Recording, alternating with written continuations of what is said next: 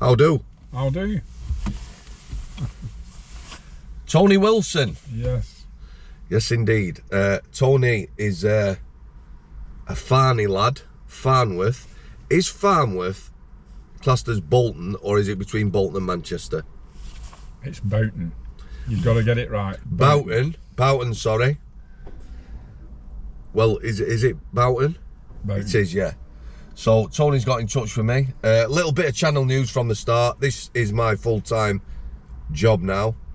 We've made some decisions at home. Those that have been following channel a while know my daughter's been ill. That is our priority. So now, you know, we're having a change of direction as a family. So 24/7 I'll be getting out there and interviewing people. We've had a little chat, me and Tony, in Costa. I love meeting people, fascinating. Our paths have crossed.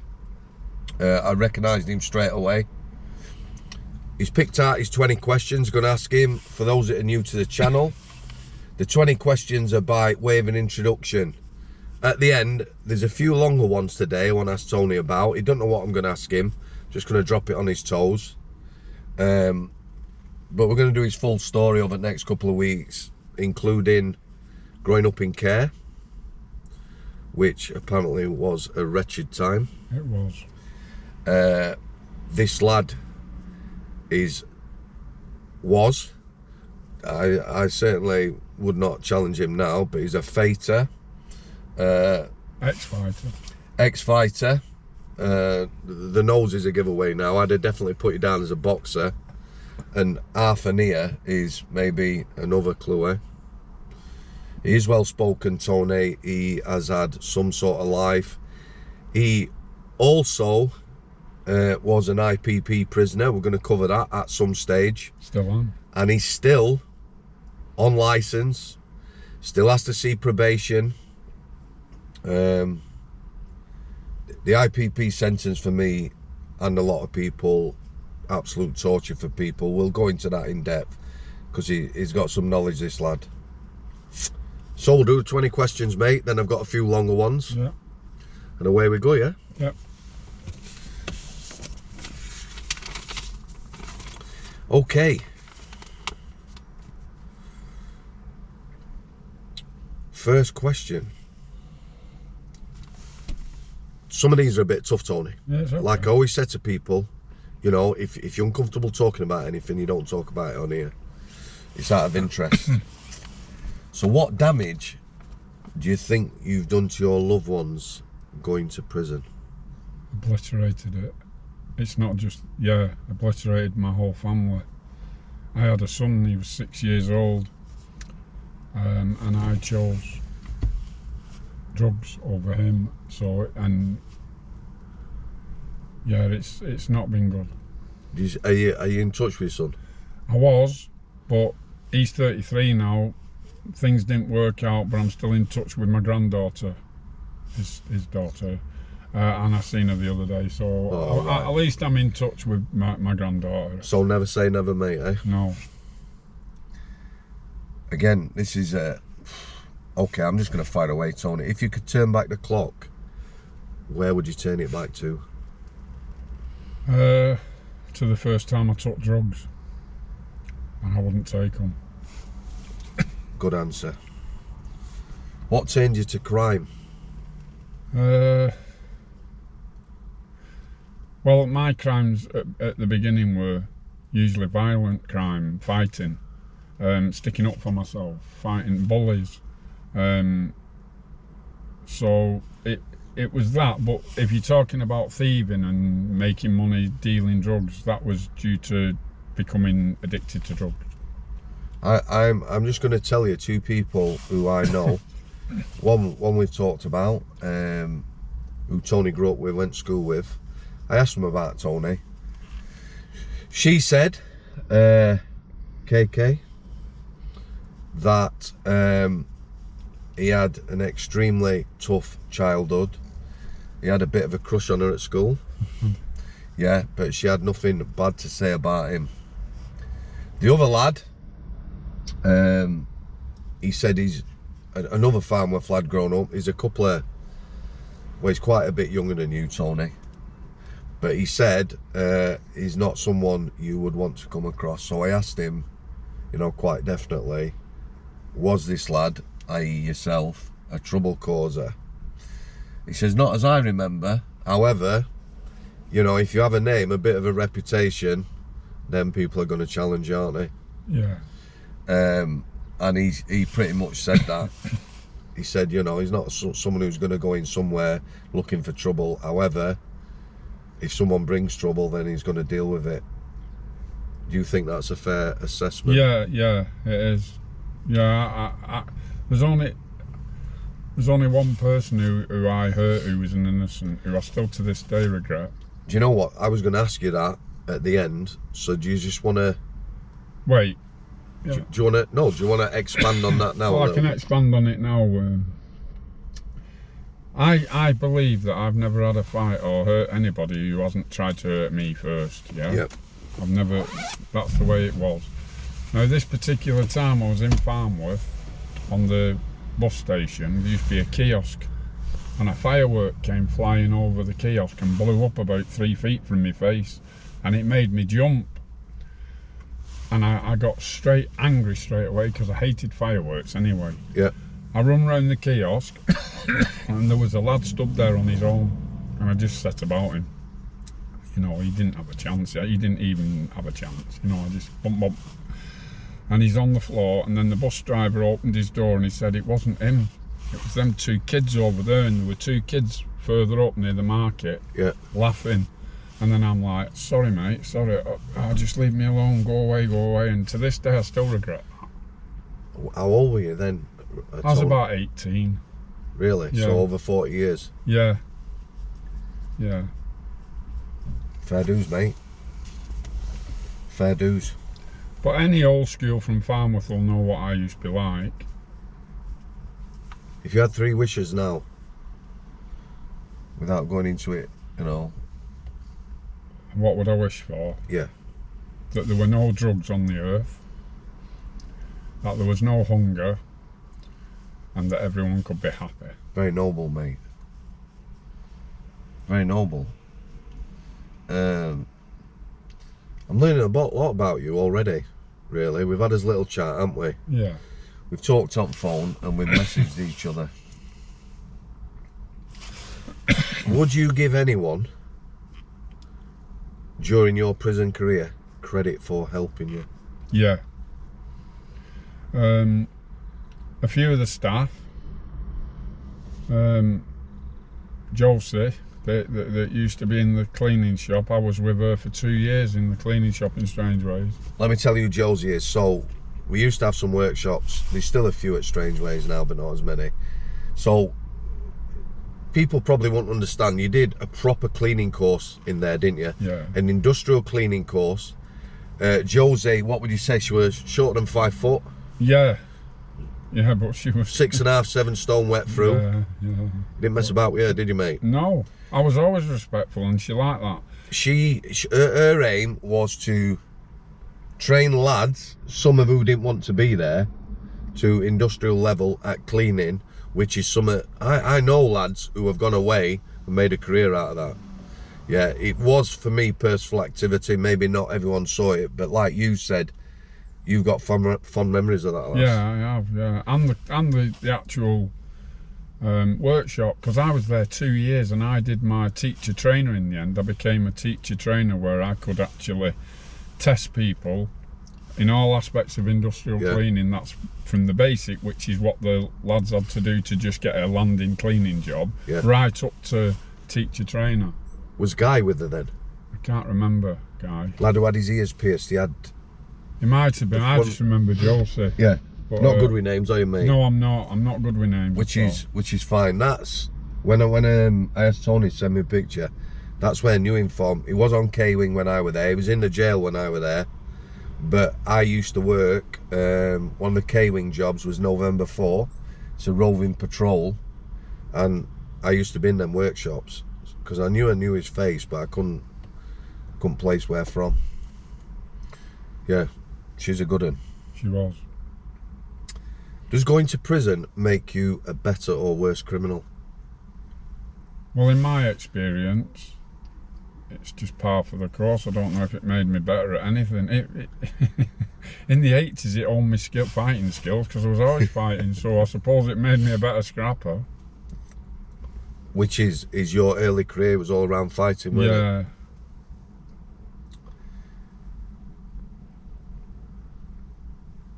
Have you ever tried spice? No. Drug of choice. At the time, crack and heroin. You know what I mean by that, Tony, don't you? When I said choice. Yeah. The reason I wouldn't have spice is because it makes you vulnerable. You're too vulnerable. And you're open to anyone just doing anything they want to you. Where the other drugs, not so much. No, I never took crack inside anyway. Can I just ask you this, because I've never thought about this, what you've just said answers to that question, spice being vulnerable, I've seen that. Yeah. You know, certainly the first 20 minutes after you take it, people pass out, vomiting, unconscious, you know, they lose control of themselves. Well, you become vulnerable. So, taking crack and heroin, if you were going to be fighting someone and you'd taken crack at heroin, would it not alter anything? Would it enhance it? You know, how would that?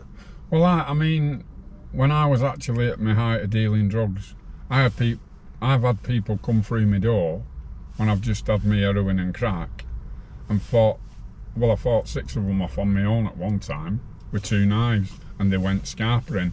So yeah, it does make you a bit slower, but if you've got it in you, it's in you. But that spice, no. Too much like comatose you're open to anybody doing anything they want.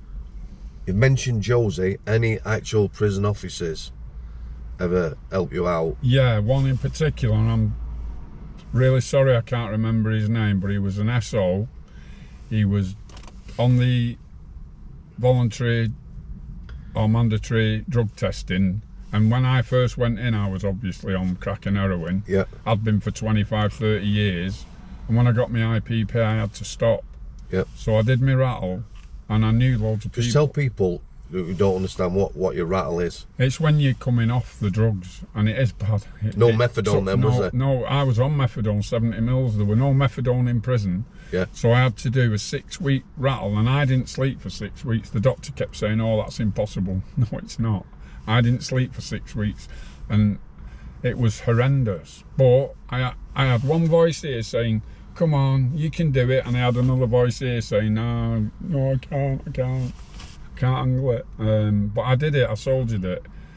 But that's one of the hardest. That was worse than anything I've ever done. Really? Yeah. Right. I'll tell you something now, and then you tell me your experience having said what you've said. I said when I was at Forest Bank, yeah. People are disgusted by this. Maybe the people I should ask is like yourself, Tony, people who've been heroin addicts at the time and stuff.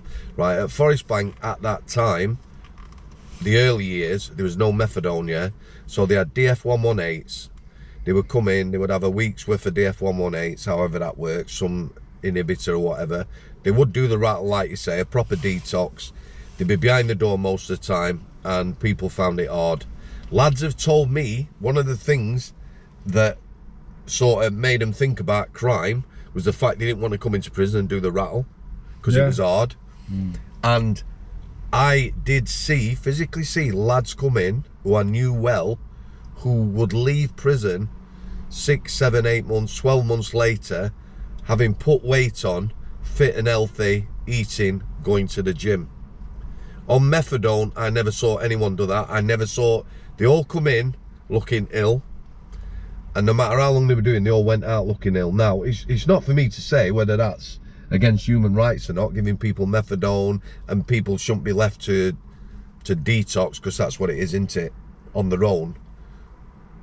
Your thoughts on that? Well, the way I see it, I can only do it from my experience. If when I went in 2005 that he give me methadone, I would still be on methadone now. See, that's my problem. I would still be on methadone now, so I'd still be an addict. My problem is with it, Tony, from if you want to say political point of view, yeah, the detox doctors and that, the system around methadone, what it costs the prison service, the fact that people come in and you're maintaining their addiction. I have no doubt, I have seen people, there's people in my community now who go to the chemist, you know they're on a script, yeah, that might be keeping them away from doing crime and actually taking heroin, maintain them. I'm not, you know, I'm not arguing one way or other. I'm saying my The only good thing, sorry to interrupt you. No, this is why we're here, mate. The only good thing that I can see about giving the inmates methadone is it must have cut the suicides down, because not everyone's as strong maybe as I was to be able to do the rattle. In fact, I know for a fact that at least 3 people committed suicide on the drugs wing, the rattle wing, when I was there. Right, I'll give you the other side of that coin now. That again, you're right, you know, I've seen some people who are quite weak. On the other side of that, when we come to deaths in custody, I know people who were on methadone and were taking anything else they could get. Anything, including heroin. Yeah. And for me, yeah, I am not a doctor, I'm not a detox doctor or whatever, but I will tell you quite definitely, people have overdosed on drugs and they've been on the methadone program. It doesn't say that in the coroner's report. It doesn't say it was on methadone and anything else they could get. It's just looking at trying to sort of blame the prison system from dying in prison. You know, we had one lad on healthcare. He'd come in with something, I'm thinking he'd got Subutex and other stuff. He was on healthcare, short time. He went to normal location. He was on methadone. He died in his sleep. And, you know, there was a big stink over the inquest and that, and staff, no duty of care and stuff like that. I can't, if you're on methadone, yeah, wherever you are in the jail and you decide to take it, I can't help you, can I? I can't stop you doing that. No chance. They've been trying for years to stop it. Yeah, I bet even now it's locked down, I bet they're still at it. Of course it will be, mate. There's always where there's a will, there's a way. Yeah, definitely. Thanks for that. Which sentence was the hardest? The IPP one. Was that because of terms and conditions? Because that's what it is, isn't it, with that sentence? With that sentence, I wasn't able... I had to put up with a few idiots, and I couldn't really stand my ground as good as what I would have if I'd have been on a fixed sentence, if you know what I mean. Yeah, how difficult was that? I had to... Well, it was very difficult because it was my pride. I'd always... If anyone tried to bully me, I'd stand up, but I had a good set of lads. There were a good set of lads, proper cons, who knew me, who would step in for me, which I didn't really like, but it was still good that they would do that. They'd say, look, don't be causing trouble with him, he's IPP, he can't bloody fight back, because if he does, he'll never get out. Because that's what I was looking at. If I got in, because basically I've got 18 previous convictions for violence, serious violence, fighting and stabbings and all that sort of thing. And so my record is really bad for violence. So if I'd have gone in prison and I'd have been fighting like I did in the 80s, the parole board just would have never... I'd still be in there now. But I'm 60 now, so I'm lucky. Look, I'm not the man I was when in my 30s. You learn how to get away from... You know, I'm not as quick to, like, get in situations where I'm going to get in trouble. Right, I was going to ask you this at the end, so I'm going to ask it you now, yeah? What made you a fighter, Tony? What makes a fighter? My father. The abuse that he used to inflict on me from... Well, I got my first scar at 2.5 years old, I forget. Where he kicked me down the stairs and my head went through a glass window. Really? I was 2.5. They put me in care then, and then I had the other kids bullying me. Then I went back home, which was horrendous. Then that's when the beatings started. Luckily, at that time, I didn't get sexually abused, only physically and mentally. We'll leave that there now, Tony. We're gonna do Tony's full story. Like any of you guys on there, like I've said to him, it's his story. You know, he's very kindly telling us his story. He will definitely help people. So I ain't cutting nobody short. We're gonna start at the beginning. I've told him if you don't want to discuss anything, you know, that is fine by me. I'm not, you know, make people uncomfortable or whatever. Wow. Okay, mate. Did you ever make a conscious decision to change for the better or worse? I did. 2005, when I got the sentence. It was a funny how do you do, because I was still on drugs then, and I knew I was trapped. I was trapped in a world I didn't want to be in. It was like a thirst I couldn't quench. It was like being on a treadmill that was endless, that you're just going round and round and round. I thought, I need out of here. And at the time, my neighbour was causing me a lot of problems. He was one of them neighbours, nightmare neighbours from hell. Yeah. I kept saying to my friends, I'm going to end up going to jail through him. I said, but it'll be okay, because then I'll get off drugs, get out, and I'll be fine. But unbeknownst to me, when he decided to come knocking on my door on May the 1st, 2005, IPP had come out April the 4th, 2005. So if I'd have committed my offence a month earlier, I'd have got maybe 7 years, 10 at the most. I'd have been off it now. But I got IPP. I was one of the first ones to get it. Up to now, with my sentence and my licence, I've been on IPP almost 17 years. Wow.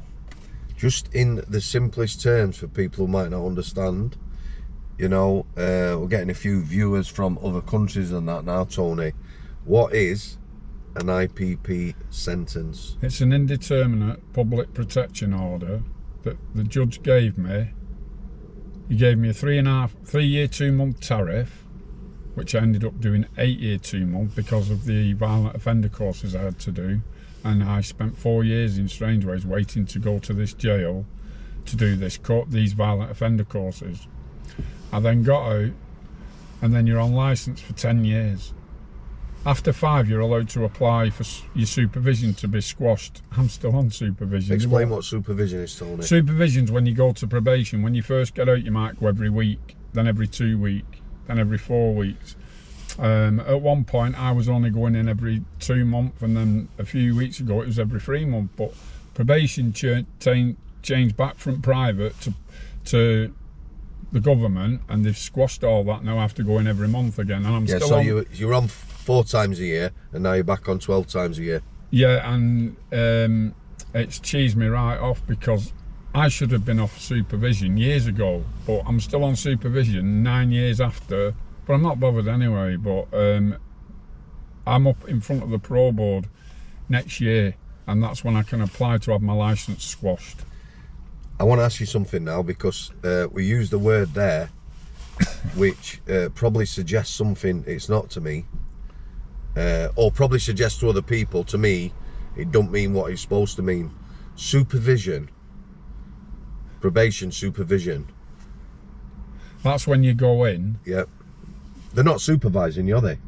You go for a meeting. I go to their, well, they come to my house sometimes. They've been to the house, right? You know, for home visits. Yeah. What's that in aid of? Well, to see how you're living, see what, you know, if there's anything untoward in the house that looks out of place. You know, they're very savvy on stuff like that. But there was never a question that I was up to no good. They knew that I was okay. The fact is, though, I've done it all myself, basically. Well, that's what it's about, isn't it? Yeah. They're not actually giving you any tools. It's up to the individual, isn't it? The statistics are that if you're on supervision, you're more likely to get breached than if you're not. And I should have been off my supervision 4 years ago. Do you think a breach of probation, a breach of your rules, should send somebody back to prison, or do you think people should only be returning to prison if they break the law? Yeah, if they break the law, say if I commit another violent offence now, I'd go back to prison for years. Now, if I was to not turn up for one of my appointments, yeah, and I got breached for that, yeah, for doing that, in fact, I've had 115, 16 visits to probation. I think I've only ever had one right where they weren't happy with my excuse for not going. Yeah. But they can breach you for not turning up, for not cooperating, and with IPP, you do a minimum of, I think, 2 years. You're doing 2 years, definitely, You mate. know, you're going to be doing 2 years. Explain a breach. You're not actually committing an offence. You don't have to commit an offence, no, to get breached. You can just break the rules of probation, and they can breach you. And send you back to prison and send you back years. for a minimum of 2 years.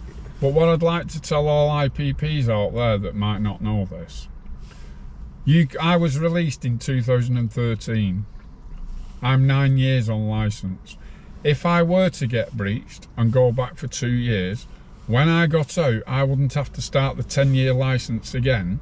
I could apply to the Pro Board 10 years from your first release, no matter how many breaches you've had. It doesn't matter.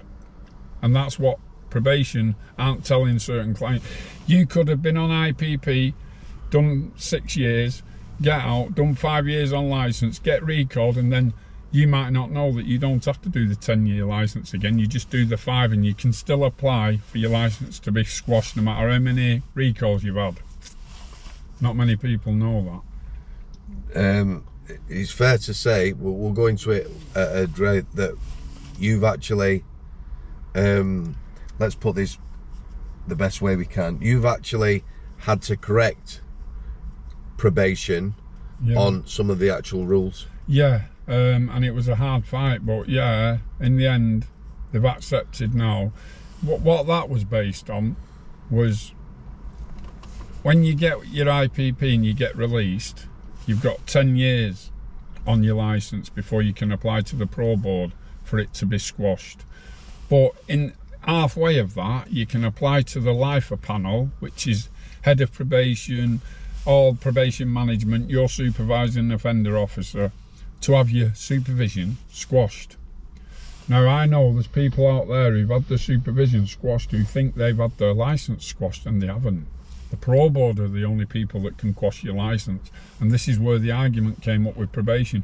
But I just stood my ground, did all my research, and I've got all the paperwork now, which proves that I was right. And I'll be going in front of the Pro Board next year and applying to have my licence squashed, and hopefully it'll happen. Best of luck with that, mate. Yeah. Sincerely. Right, a few more questions, and then I've just got one to ask you, and then we'll get on, yeah? Scariest moment in prison? Scariest moment? Have you not had any moments, if nothing stands out? No? No, not really. No. It's just, no, I've not had any scary moments in jail, actually. Have people had scary moments with you? No, we've just butted heads, and then one wins, one loses. We got blocked for 2 weeks, and then that's it. Back fine, shaking hands, end of. Like proper, like it used to be scrapping. It did. Now it's more like gangs. But yeah, you could have a fight with anyone in the jail, man to man, mono a mono. Win or lose, you go back to the wing, you shake hands, end of. Good.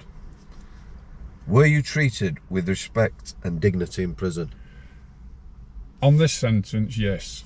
In the 80s, it wasn't. We're going to talk about that. It wasn't as good as what it is now. Well, I'm meeting more and more people, Tony, who were in prison in the 80s.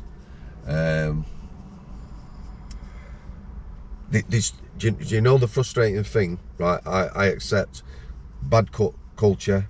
Yeah, there are a lot of bad things went on in prison. You know, people are very quick to sort of judge people who've been in prison, you know, as violent offenders or whatever.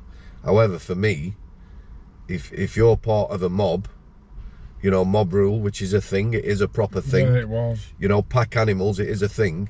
If you've been part of that, battering people in prison, and some of them for no good reason because you can, you're no better, and sometimes worse, because people in prison are being punished.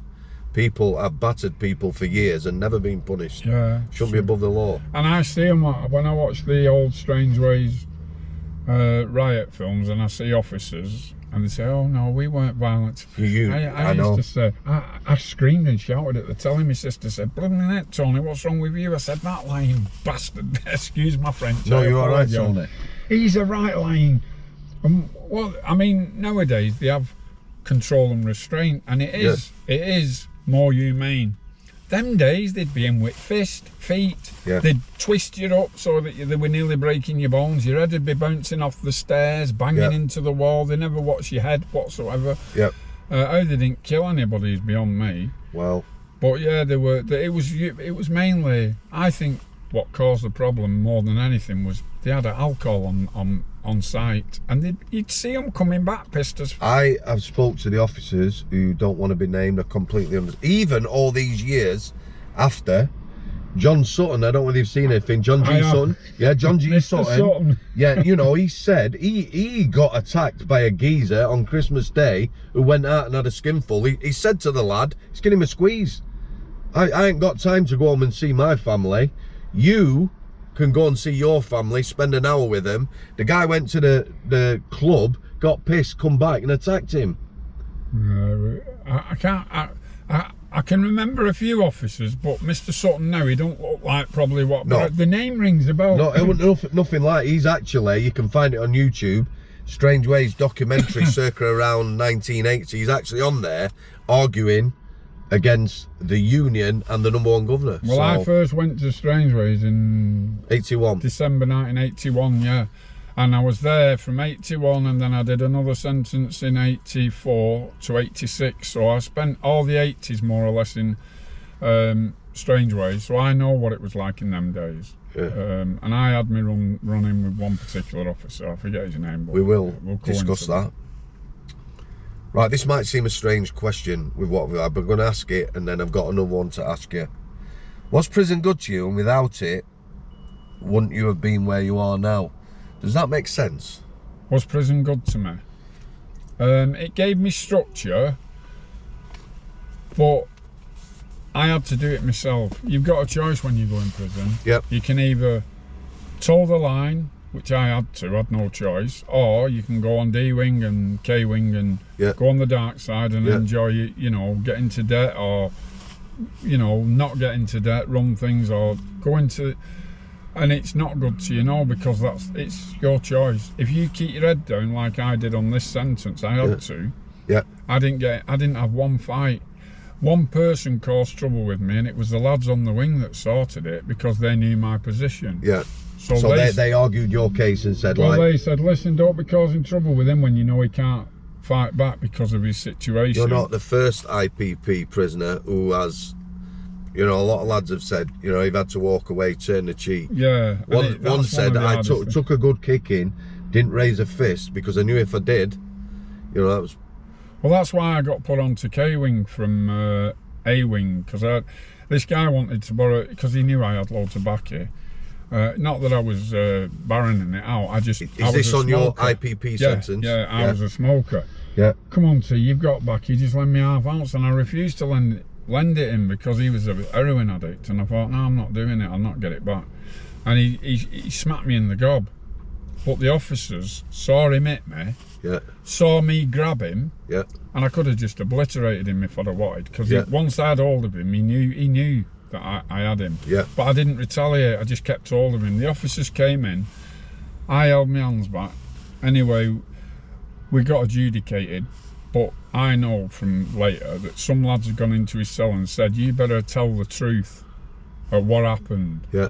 Because if he gets a guilty on this, you're getting it. And the caution's a guilty, innit? Yeah. You know, the fact that you didn't punch him, it's still classed as a fight in prison law. Yeah. Because you've had hands on. You could get a caution, which, although it's the least punishment, it still would be on your record, wouldn't it? Yeah, so I went in front of the governor and I pleaded not guilty. Told him the situation. The officers said that he did hit me. He said that I did grab him, but to stop him hitting me more. Yeah. But I didn't retaliate. Yeah. He got found guilty. Yeah. And I got found not guilty. And that's the only ever time I've ever been found not guilty for an altercation. But yeah, all the other times I just took it 2 weeks down the block, do you whatever time they had on, and end off. But right, I want to ask you, there's two questions I want to ask you. This one has just come to mind now. So Ray Gilbert, the lad I've recently interviewed, do 36 years, trying to fight his innocence.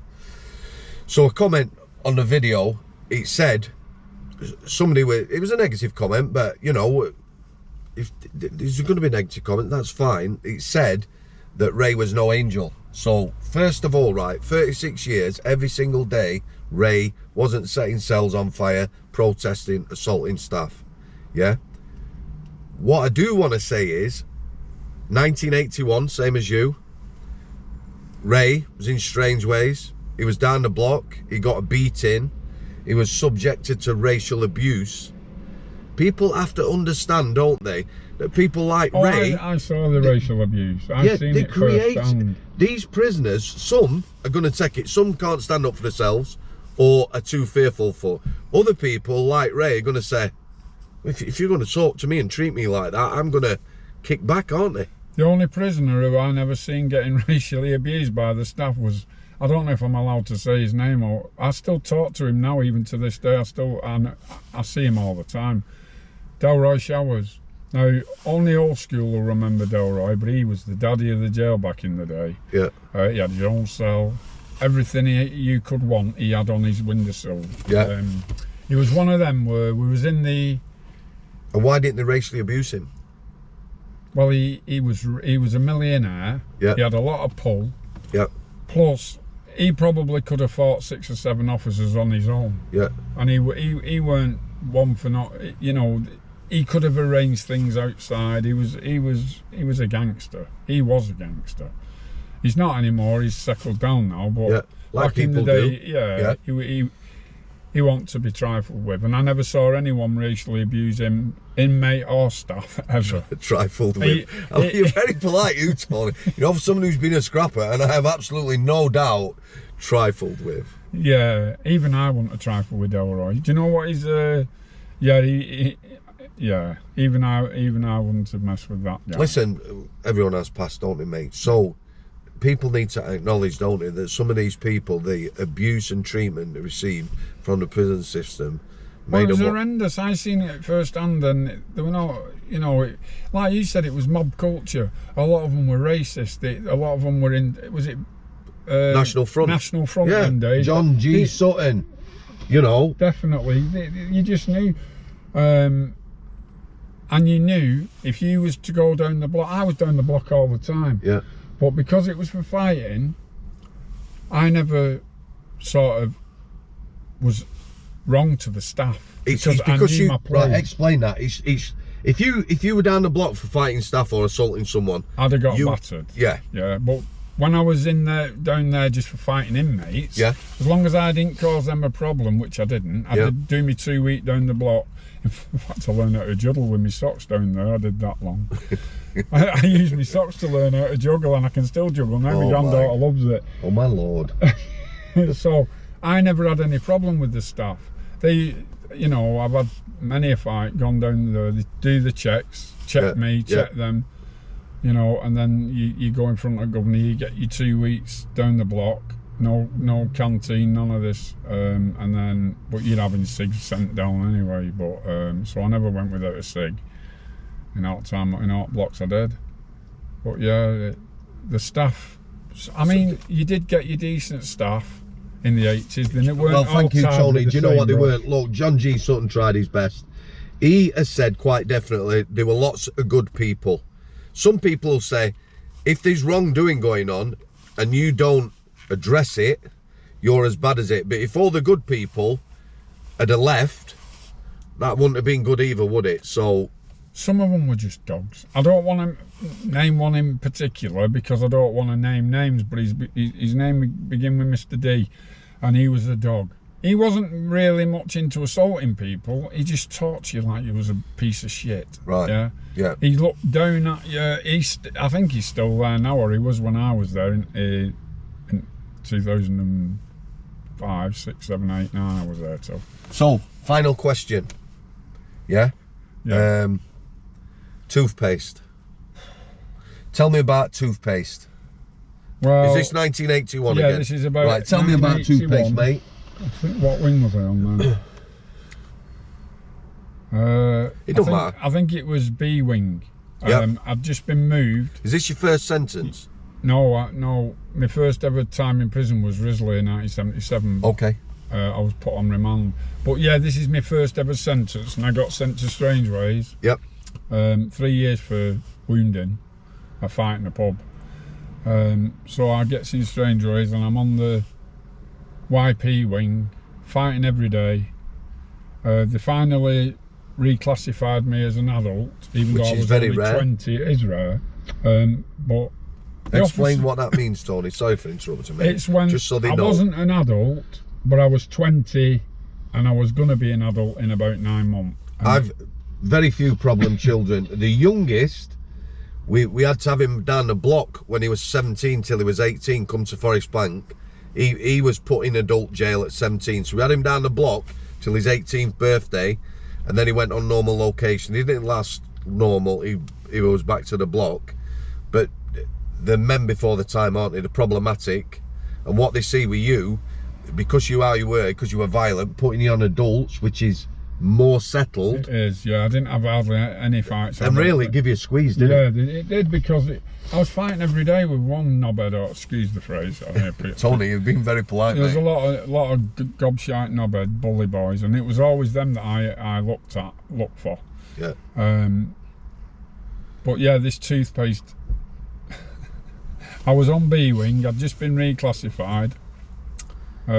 His pub mate were cleaning his teeth. I don't know what I was doing, something. And he spat the toothpaste. Instead of, back them days we used to have a piss pot. Yeah. Instead of spitting it in the piss pot, or in the bowl, or whatever he should have done it, he spat it out the window. I never saw this. Anyway, 5 minutes later, bit time it takes an officer to come up the stairs to the floors where I was. K423, I think it was. He must have been. Oh no, B. It was either K423 or B wing. I can't remember. But he came bursting in the cell, and because I was stood up and my pub mate had got back on his bed, he started boxing my ears, punching me in the face. Well, I never retaliated. I just stood there. What, proper punching you? Yeah. Full on punches. Yeah. But they were just bouncing off like they were nothing, because I did have a tough jaw them days. Yeah. You know, I could take a crack. Yeah. I've always been able to take a crack. And he went, I'll never forget what he said to me. He had a big bulbous nose, like a big red hair, bulbous nose. I forget his name, but Mr. What's he called? Mr. Sutton might remember him. Mr. John Big G. bulbous Sutton. nose and ginger hair. Yeah. And he started boxing my ears, and then he said, "Oh, it's a good job you didn't start back." And my exact words back to him were, "Yeah, for you." Because if I'd have started back, I'd You'd have done it. Did you think about doing him? No. I could have, but no, because that would have been the worst thing I could have done. Because then I would have been down the block and got me. I think that I did better letting him do what he did and still stay standing and still smiling when he walked out the pub. If I hit you 3 or 4 times in the face, on the jaw, and you still stood there smiling, I think my bum would start twitching a bit, mate. Well, that's when he said, "It's a good job you didn't start back," and I said, "Yeah, for you." So. And then, no, I'm not finished though. No. I did. He closed the door, and then I took it out on the pad, mate. I battered him round the pad. Did you? I levered him round the pad, you dickhead. What you doing? Well, you know, fair dues. This is the final question. Okay. Part of being tough is being able to take it as well, isn't it, mate? Yeah. Well, you've got to be able to take a crack, yeah. And give it. But I mean, I'm 60 now, so I'm past all that now. Leave it to my son, who's 33, who's a mini-me. Yeah, leave it. Oh, is he? Yeah. Right, Tony. That's 20 questions, or way more than 20 questions, with Tony Wilson. Full life story. As you're watching this Sunday night, following Sunday after that, however long it takes. I appreciate your time, mate. Okay. I enjoyed that. Yeah. Thank you very much. Welcome. Tony Wilson. Some people